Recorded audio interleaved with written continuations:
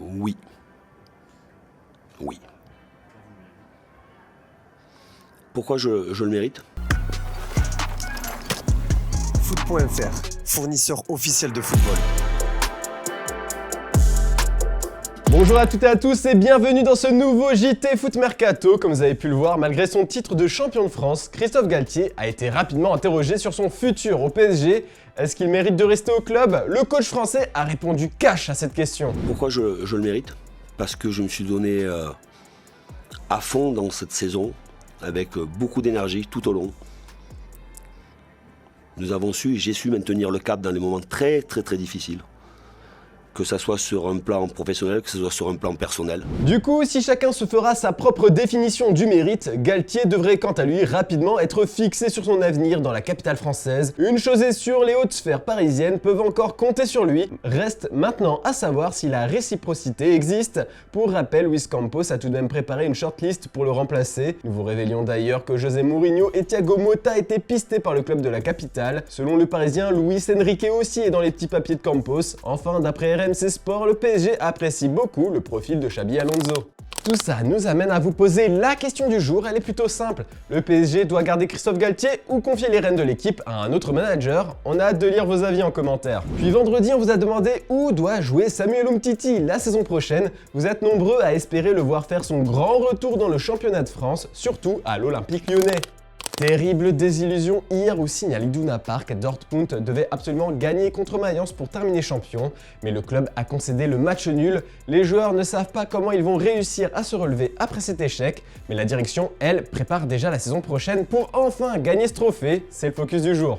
Da werden wir uns aufrichten, da werden wir die richtigen Schlüsse ziehen, da werden wir auch diesen Tag heute verarbeiten.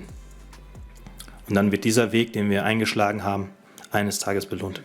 Le Borussia Dortmund est bien déterminé à concurrencer de nouveau le Bayern Munich la saison prochaine. Et pour y arriver, le club de la Ruhr va s'appuyer sur deux cadres du vestiaire qui veulent soulever le trophée devant le mur jaune, Marco Reus et Mats Hummels. Pour le dernier, le BVB a annoncé sa prolongation pour une saison supplémentaire ce mercredi. Le club veut aussi mettre en avant sa jeunesse à la rentrée. Julien Duranville, 17 ans, recruté cet hiver par Dortmund, a joué ses premières minutes avec le maillot jaune ce samedi. L'ailier belge formé à Anderlecht devrait voir son temps de jeu augmenter drastiquement. Côté transfert, on espère voir des renforts en défense au Borussia. Selon l'équipe, El Shaddai Bichabou serait dans le viseur du club allemand. Une offre à la hauteur de 15 millions d'euros aurait été faite, mais Paris ne serait pas encore enclin à vendre le jeune défenseur. Et en lisant la presse allemande, on apprend que le milieu défensif de l'Ajax, Edson Alvarez, plaît à la direction de Dortmund. Les négociations sont en cours, mais l'intérêt de clubs de première ligue pour le Mexicain pourrait bloquer son transfert. Et Dani Olmo pourrait plier ses bagages pour partir dans la Ruhr. Le joueur du RB Leipzig n'a toujours pas prolongé son contrat qui prend fin en 2024.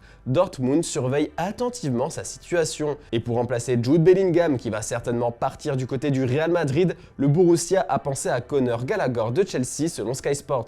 Chelsea est enclin à vendre, mais pas à n'importe quel prix, et l'anglais est estimé à 50 millions d'euros. Ensuite, en fin de contrat cet été avec Mönchengladbach, Rami Bensebaini devrait poursuivre sa carrière avec Dortmund. Selon Sky Germany, l'Algérien a déjà signé un contrat avec le club allemand. D'après nos informations, plusieurs écuries sont prêtes à recruter librement Rafael Guerreiro, surtout l'Inter Milan. Puis un départ semble se profiler pour Thomas Meunier. Dans le média belge Het Nieuwsblad, le latéral droit a clairement fait part à sa direction son envie de partir. Il est peut-être préférable pour le club de se débarrasser de mon gros salaire, a expliqué le Belge. Dans le reste de l'actu, Cristiano Ronaldo a appris une terrible nouvelle vendredi soir. Pas de titre de champion d'Arabie Saoudite pour Cristiano Ronaldo, du moins pas encore. Confronté à El Ettifaq ce samedi lors de la 29e et avant-dernière journée de la Saudi Pro League, Al Nassr n'a pu se contenter que du match nul 1-1, malgré un but de l'ancien Marseillais Luis Gustavo. Parallèlement, le club rival et le leader du championnat Al Ittihad s'est imposé 3-0 sur la pelouse d'Al Fayha grâce à un doublé du Brésilien Romarinho et un but de l'international saoudien Ahmed Sarraili. Un résultat qui a ainsi permis au club de Jeddah de valider son titre de champion derrière lequel il courait depuis maintenant 14 ans. CR7 devra attendre. Puis mis à l'honneur par l'OL hier soir, Jean-Michel Aulas n'a pas pu contenir son émotion face aux médias. Il a évoqué cette soirée particulière mais surtout son avenir et l'emblématique Jean-Michel Aulas n'a pas dit son dernier mot. Donc les projets affluent. Bon, vous savez que j'ai une vie d'entrepreneur en dehors du football avec des projets un projet important aux États-Unis que je vais poursuivre, évidemment. Et puis une trentaine d'entreprises, de start-up dans lesquelles nous investissons avec Alexandre, mon fils. Et puis surtout, pour ce qui me concerne, prendre en main les destinées du foot féminin. On a déjà fait beaucoup puisqu'on a réformé complètement le foot professionnel. Belle histoire en Angleterre, 31 ans après avoir quitté le top du football britannique, Luton Town va retrouver la Première Ligue. Au terme d'un match disputé, le club du Brentfordshire a battu au tir au but Coventry pour valider sa montée. Les joueurs et les supporters ont célébré ce moment dans les travées de Wembley. C'est l'image du jour, je vous laisse mater ça et à demain pour un nouveau JT. Bonne soirée tout le monde.